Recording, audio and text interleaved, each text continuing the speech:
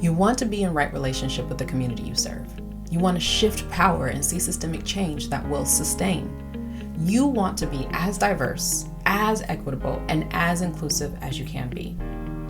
But healthy collaboration, there are barriers. The turnover is high and it's intimidating. Inconsistent decision-making across your leadership team is driving you up a wall, and there's a very clear lack of congruency within your culture. Hi, I'm Tiesha. I'm a facilitator, strategist, and coach, and today I'm going to teach you as the leader 3 things that you can do to be successful while doing hard things. Because let's face it, your job is hard. The mantle you carry as an effective leader is a heavy one.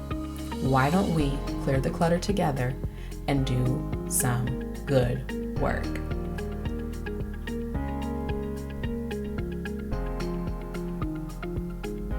So let's not waste time. Let's get into it. So first, I want to actually define hard things. It's impossible to apply an effective solution to a problem that we have not effectively diagnosed.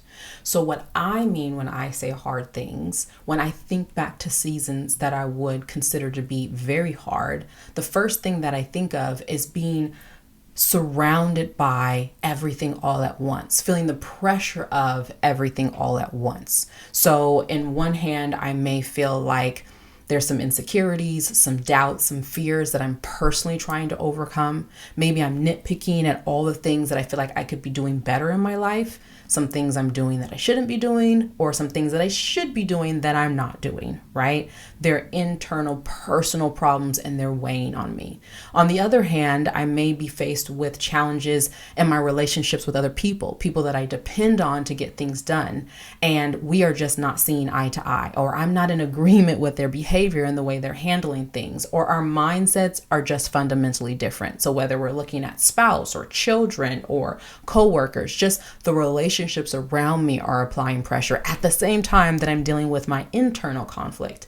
And then on the other hand, I said hand, other hand, there's only 2, but in a third category, I would say that there would also be problems present that are just not conducive to what I'm responsible for. So there are deadlines that I'm very aware of. There are deliverables that I'm very aware of, but it doesn't seem like I can make any progress because the environment or the context that I'm working within, it is just not conducive. There are things that feel completely outside of my control. I couldn't change that if I wanted to, but it does seem to be affecting the way that I'm showing up.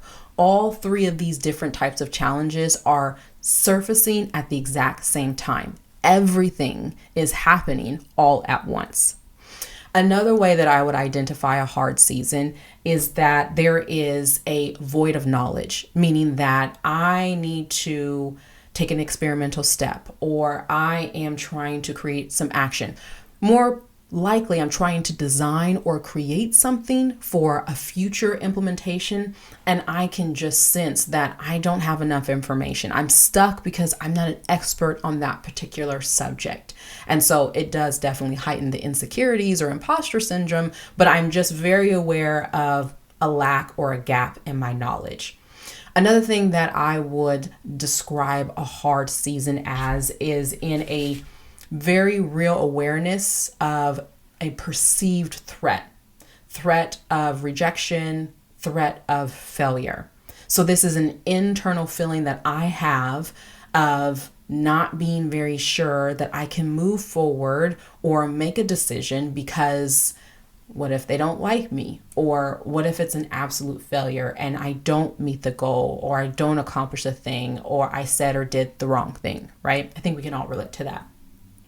Now, this is a little bit separate from the next thing that I would call out as an identifier of a hard season. They are in tandem, but for me, the way I experience it, they both deserve their own category. So there's the perceived threat of failure or rejection, and then there is the actual reality that as a leader, I can get it wrong in view of other people. As a leader, you are always on display. No, people don't care as much as we think they do, but as the leader, people are looking to you for direction. They are looking at where you're actually showing up, where your presence is, what your calendar looks like. People are paying attention to your countenance and the way you navigate challenges and respond to conflict.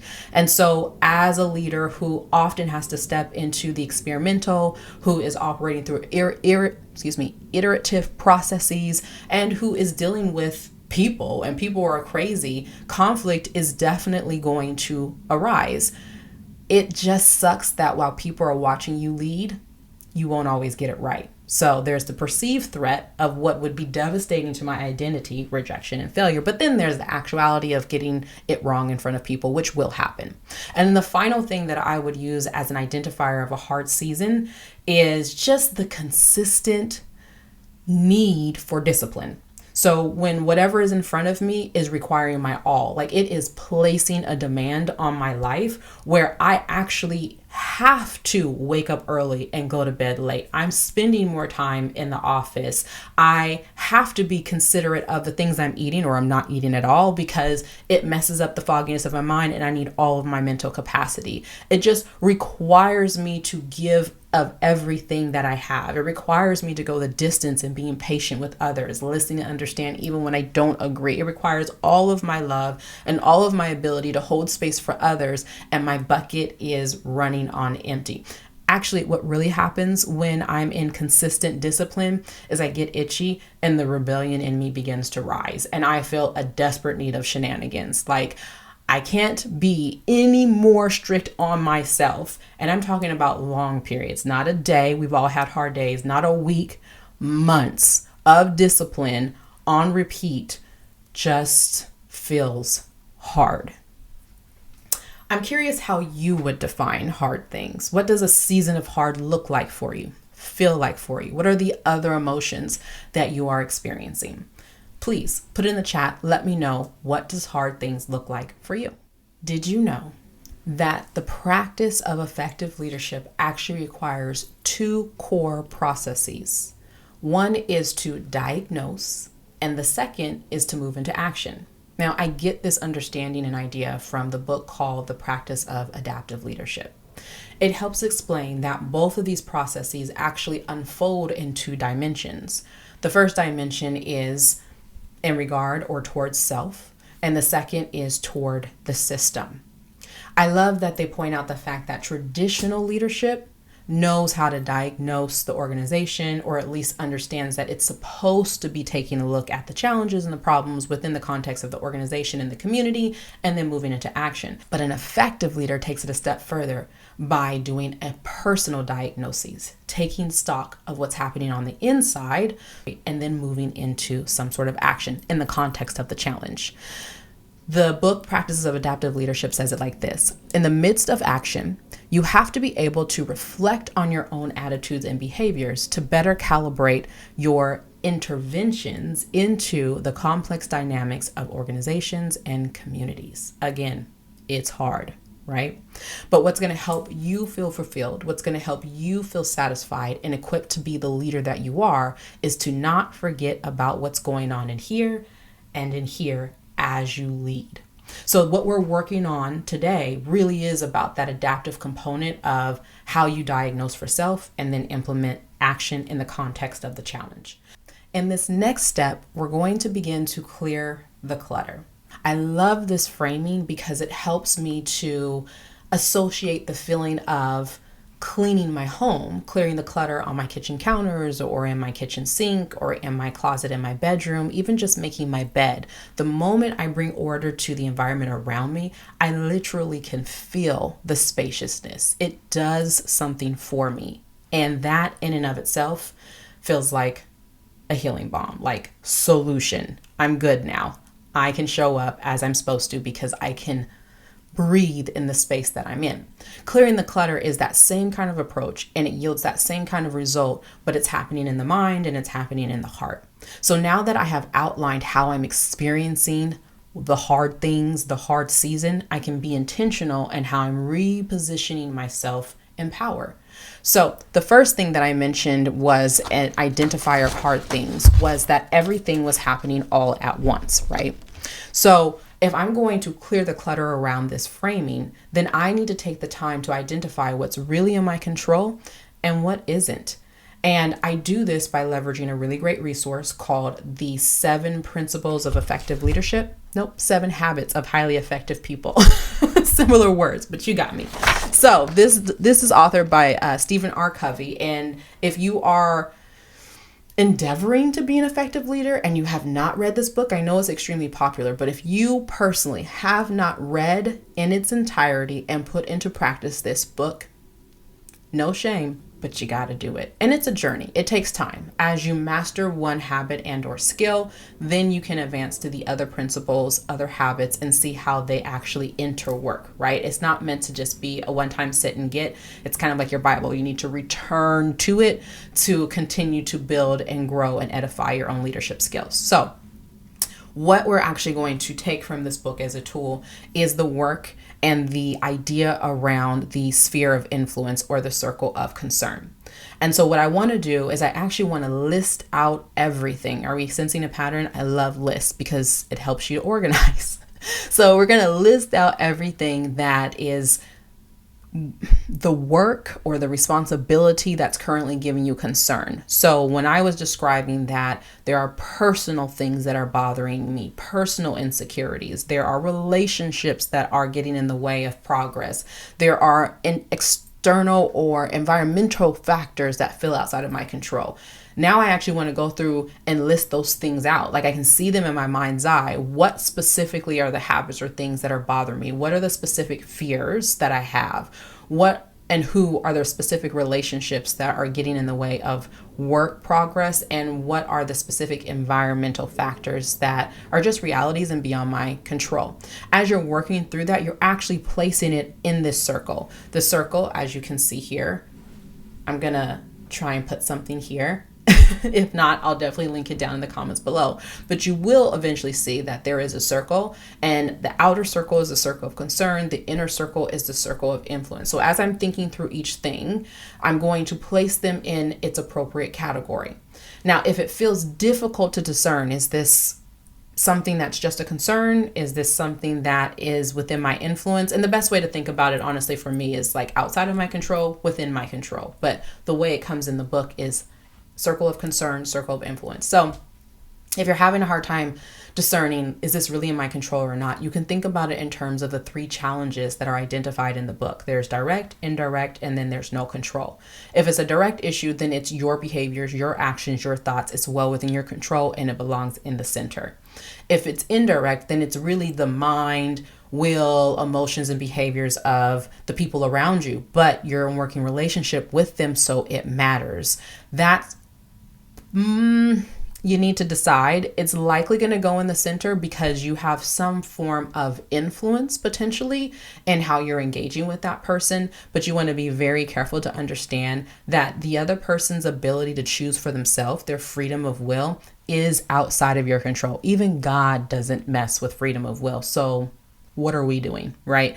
But you can think about, is this someone who is underneath my positional authority? Is this a working relationship that I work with day to day? Is this my spouse? Then you want to put those things in your circle of influence because it sounds like you need to sharpen up the ways in which you're engaging with that person. There are many, many ways to influence the behaviors of people around you, not in a manipulative way, but in a self-aware way. We don't just have to stake our position, defend our claim. And if we cannot convince that person to change their mind and be on our side, then we're out the door or we're upset and we write that person off. Actually, there are a lot of ways that you can engage with someone. Listen to understand is my favorite part. I may not agree, but I can definitely understand. I can ask questions. Maybe you're influencing the way I'm thinking and you have a piece of information that I have been missing. There are many, many tactics for influencing and shifting the way in which you're engaging with someone else. And so likely you might put an indirect relationship in the circle of influence. Then the final type of challenge is the one of no control. And the one of no control, you have no control over it. It definitely belongs in the center of concern or the circle of concern. Now, what I love about this activity is that, like our emotions, we want to be careful of what we're leveraging to make our decisions, because our decisions have unintended or intended consequences, but it doesn't mean that our emotions or our concerns are invalid. So this does a really good job of helping you to become aware, hyper aware, and honor what you're experiencing, but put it in its proper position. Because what you're going to do next is just focus in on that circle of influence. That circle of influence deserves your attention, your capacity, and your energy. What's on the outside of it, it actually deserves the capacity that you have to surrender, to just make peace with it. That problem's going to be there, it's going to exist, but it doesn't have to take your power away. You can still be successful in the midst of that trouble. One quick tip that I have for you, and the way that you can approach the things that you have listed in your circle of influence, is to actually prioritize that list. You can do it one of two ways. You can identify those things that are low effort, especially if you're feeling a bit run down because you're in a season of hard. What are the things that come easy to you that aren't going to take a lot of effort, but it's going to have a high enough impact that you've addressed that thing that's causing concern and within your control? Or you can just simply prioritize. You can just say, this feels most important, and then this one, and put it in ranking order. And that helps you to identify what you should be spending your time on first in a given day or a given week or a given month. Okay, moving on. Next on my identified list of what makes things hard was this void of knowledge. The way I'm going to clear the clutter here is to just take a private, reflective, honest moment with myself. The more transparent I can be here with myself, the better. What I want to do is just identify what the question is. We have the capacity to problem solve. We have the ability to do research and connect with people around us. You are not as stuck as you think you are. You just need to give a little bit of brain power to the explicit or specific thing that is causing pause. So it's not that you don't know anything. It's just that you have come at a crossroads with a question that you don't have an answer to yet. So whatever the void of knowledge is, just take a second and list out the question or questions that have you stumped. And then the second step is to identify how you're going to answer that question. Do you need to be doing a little research? Do you need to reach out and interview an expert? What are the things that you're going to do to get the answer to that question? And in the day and age of AI and Google searches and TikTok, come on, you're not stuck. So the next thing that identifies hard seasons for me is just a perceived threat of rejection and or failure, right? Now, here is where my faith comes into play. What I like to do as a principle is to just go back to the fundamentals, go back to the foundation and or the standard of how I live my life, how I abide as an individual on this earth. And for me, this is where faith takes it's the root of everything that I'm doing. I love going back to biblical principle. I love going back to the heightened awareness and understanding that I get from understanding who he says that he is, re-engaging with his character, his power, and his authority. And then from that, being reminded of who I am, the accuracy of my own character that reflects his. And then the reminder of what that means, how that informs the way I engage with those around me. This re-engagement with the fundamentals or the foundation of my identity, it usually yields the result of being like, oh yeah, like I almost forgot who I was. Like I got this. It's like going to the chiropractor and being adjusted. And now you have an increased capacity to lift heavy things, to grapple with hard things. I love that it reminds me that there is no threat in rejection or in failure. My only option is to win or learn. You know, the thing that I love the most about being a disciple is that the result is up to him. He's not holding me accountable for the things that are outside of my control. Now, being aware of my thought patterns and changing the way I'm thinking, that's within my control. Being patient, loving, and compassionate towards others, slow to speak and quick to listen, the ability to understand those who have a different perspective and lived experience than I do, that is within my control. My ability to follow through and make good on my word, to be a woman of my word, that is within my control. My ability to practice discipline And being able to say yes when it's time to say yes and no when it's time to say no, that is within my control. And that's what I'm held accountable for. That's my side of the partnership. The results, the harvest that will yield on the other side of what I'm seeding, that is up to him. And then I also get the benefit of being the harvester. I get to go in and grab and eat of all that fruit and share it with the people around me. That is the absolute most enjoyable benefit of being in relationship with my Heavenly Father and calling myself a disciple. But I digress. Moving back into this principle of going back to your foundation, going back to your fundamentals, it again is just going to give you a heightened perspective and remind you of what's really important. I have already done the work of building a personal vision and a personal mission. As an effective leader, you want to have something that is your true north, that is bigger than your vocation, that is bigger than your relationship with your spouse, that is bigger than your relationship as a mother or a father. You want to have something that is your why you get up in the morning, why you chose the job that you did, why you choose the behaviors, the countenance that you do, why your values are what they are. If you have not created a personal vision or at least a personal mission, I highly recommend that you do. And if you want some help walking through that, you're going to want to hit subscribe and you're going to want to turn on your notifications and just keep a lookout, because I'm going to be uploading a video in the very near future on how to construct your own personal mission. Okay, moving on. The next thing on my list of hard things was the reality of being a leader who's being watched, who's being observed, and we're not always going to get it right in front of those people that we're watching, right? Everyone is human. And I actually already answered this. I've already cleared the clutter around this when I was describing what I do to go back to my fundamentals, go back to my foundation. You heard me say it. The only option for me is to win or to learn. And so when I take those experimental steps, when you take those experimental steps that are required to be an effective leader, you are either going to win, it was great, hooray, you did the thing, go you, or it did not land exactly how you hoped it would, and you need to learn from it. The more you learn, the more you grow. The more you learn, the closer you get to those really impactful wins. It is just a part of the process. And although we know that, there are seasons where we have to remind ourselves of that, and we have to believe and actually understand that it has to be a paradigm shift that you hold true as a core to how you filter and do and see this life. You either win or you learn. Failure is not an option.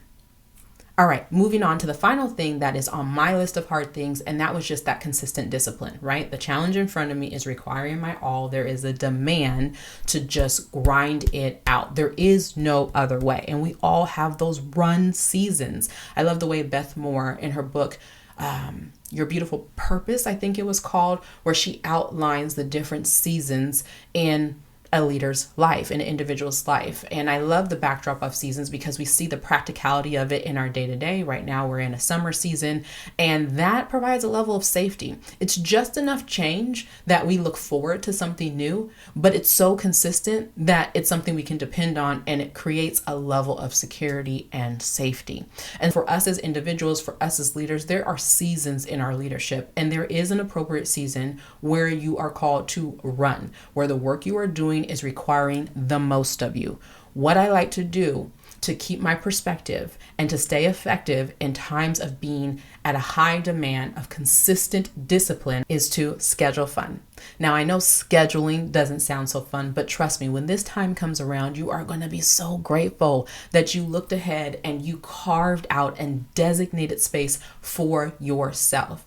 And the first thing you get to do is keep a promise to yourself and actually use that time for what it was designated for. That alone is going to help you feel good.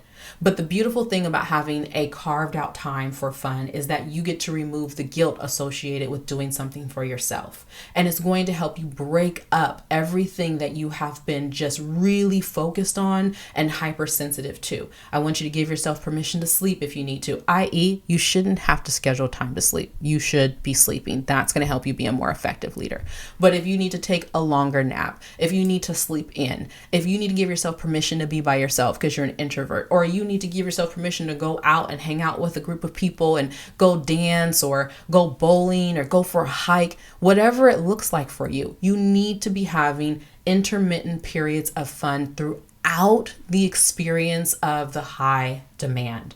This is going to regulate your soul and it's going to give you a little bit of balance. Now, the fun may look smaller and it has to be scheduled because this is your run season, but you still need to move about. Shenanigans are a good thing. Break it up.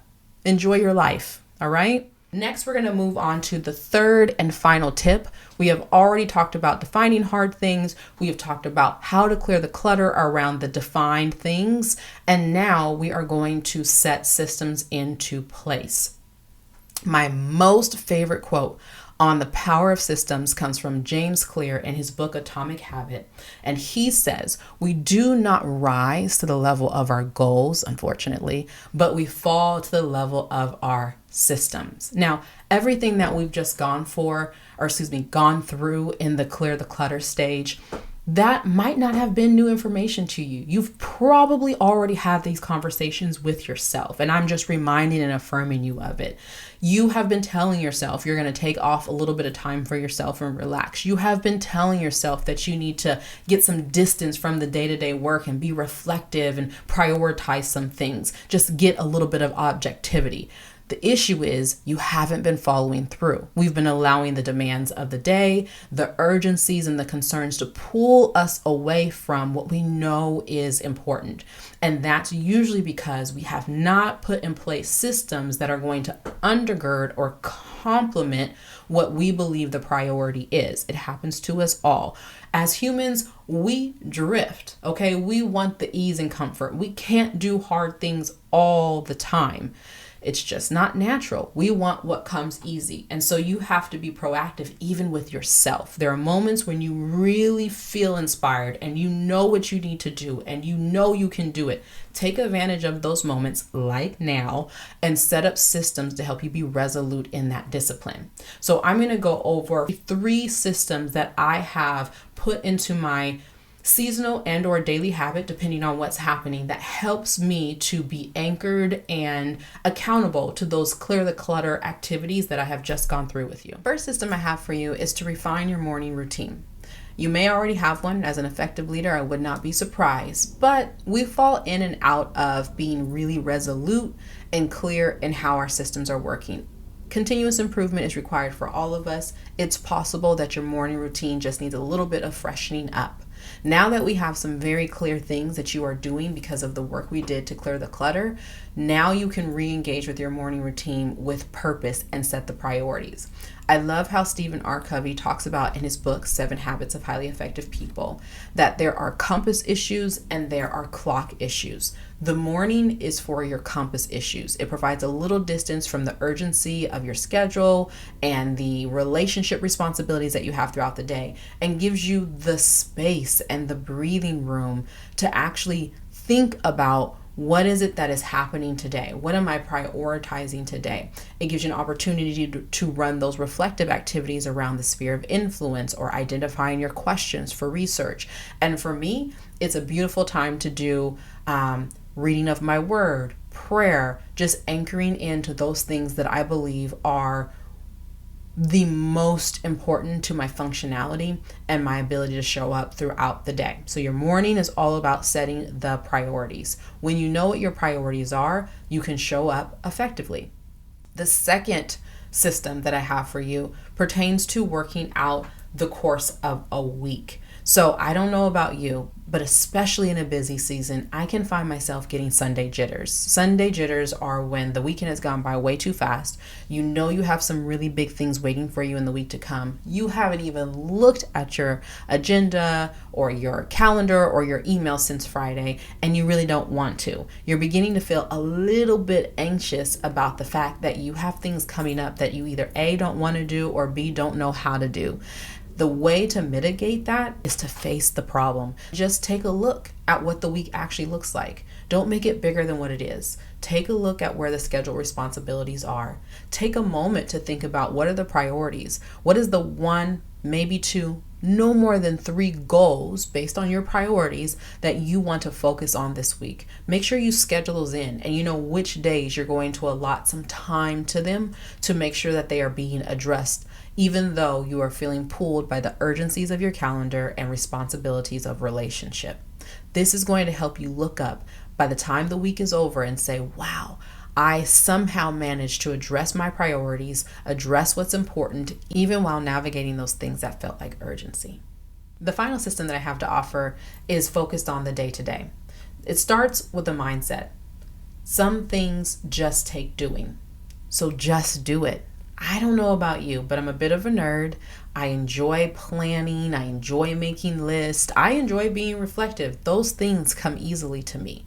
What does not come easily to me is actually executing and implementing those ideas. So one way that I get out of my own way is to actually set timers. Now, I already know what I'm doing because at the top of the week, I scheduled out my priorities and I scheduled out those things that were urgent. So I'm aware of what I'm doing in the right now, and this day only. I don't have to worry about what's coming tomorrow because this day has already been pre-scheduled. I also woke up early. I spent time with my Heavenly Father. I reoriented with my foundations. I spent a little time being reflective, so I'm feeling very objective, clear, and confident. All I actually need to do is set the timer and allow myself that 1 hour that I scheduled to actually do some study, or allow myself the 1 hour of uninterrupted time to do desk work and to design things. Maybe it's 2 hours. One thing that I love to do is to actually put up a backdrop on my screens. That way I'm not distracted by the calendar or by my agenda or any other notifications that will come through. There are plenty of YouTube channels that have timers, aesthetic background, and study music to support the individual work that you have blocked out for the day. I also like to turn the notifications off on my phone by applying the work setting where I have already assigned who can get through when I'm really trying to focus. There are some things that just require doing. If you've already taken the proactive steps to organize and to plan, all you need to do is just do. All right, and that's it. Those are all the systems that I have to offer that will help you anchor in and follow through on the things we outlined in the Clear the Clutter. Everything you need to do to be successful as a leader, to gain objectivity, to rebuild your confidence is within your reach. Define the problem, apply the solution, and then set the systems that are going to help you be accountable to what you know you need to do. I'm just here as your reminder to let you know you got this. I'll see you in the next video.